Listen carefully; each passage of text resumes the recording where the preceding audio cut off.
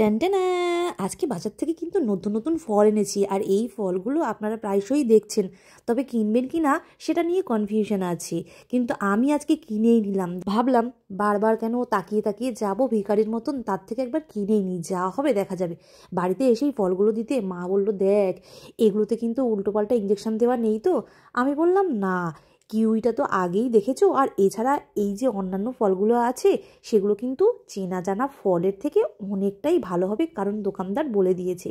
পেয়ারাটা তো চেনে নিই, সেই সমস্ত কিছু মিলিয়ে মিশিয়ে একসঙ্গে দিয়ে একটা দুর্দান্ত টেস্টি ফ্রুট স্যালাড হয়ে গেছে।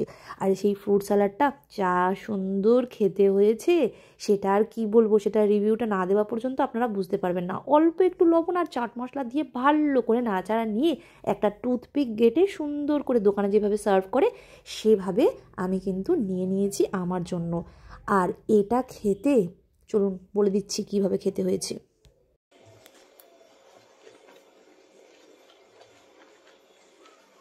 কি মিষ্টি, মারাত্মক মিষ্টি, মারাত্মক। মানে কিউই বাদ দিয়ে আর যাবতীয় যা ফল খেলাম অতিরিক্ত মিষ্টি, মানে অসম্ভব মিষ্টি, মানে চিনি ফেল হয়ে যাবে একদম।